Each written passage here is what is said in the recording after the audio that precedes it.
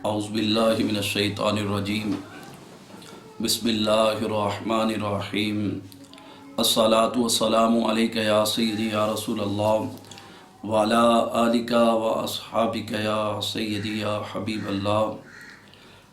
برادران اسلام، آج ہماری گفتگو کا عنوان ہے حافظ قرآن کی فضیلت۔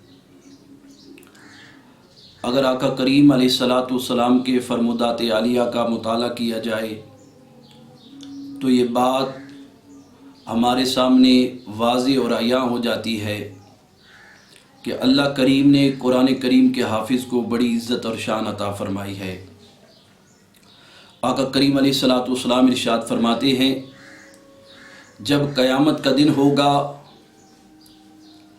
سارے لوگ میدان محشر میں جمع ہوں گے تو فرمایا اللہ کریم حافظ قرآن کے والدین کے سروں پر نورانی تاج سجا دے گا، اور حدیث مبارکہ کے اندر آتا ہے کہ ایسا نورانی تاج سجائے گا جسے دیکھ کے سارے محشر والے حیران ہوں گے، اور ان کے اس تاج سے نور کی لاٹیں نکل رہی ہوں گی۔ میدان محشر میں موجود لوگ پوچھیں گے باری تعالیٰ کیا یہ نبی ہیں؟ جواب آئے گا نہیں۔ پوچھیں گے کیا یہ رسول ہیں؟ جواب ملے گا نہیں۔ پوچھا جائے گا کیا یہ اولیاء ہیں؟ جواب ملے گا نہیں۔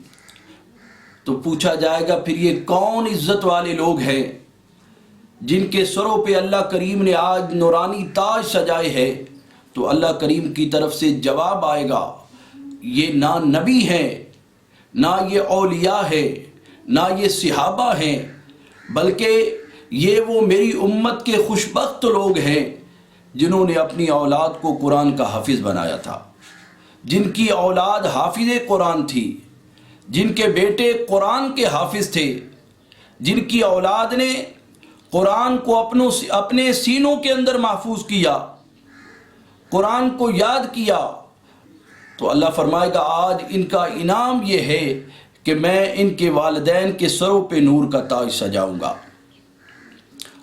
سبحان اللہ۔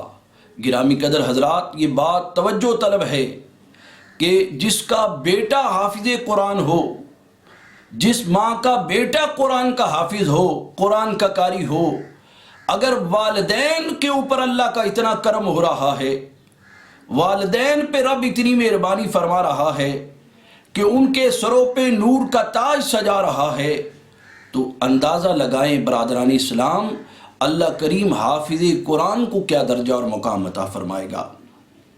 دوسری روایت کے اندر آتا ہے کہ جب قیامت کا دن ہوگا اللہ کریم قرآن کے قاری کو کہے گا اقرا، اے قرآن کے قاری قرآن پڑھتا جا، ورتل کما کنت ترتل فی الدنیا، فرمائے گا ایسے قرآن پڑھ جیسے تو دنیا میں ترتیل کے ساتھ پڑھتا تھا، ٹھہر ٹھہر کے خوبصورت انداز کے ساتھ پڑھتا تھا۔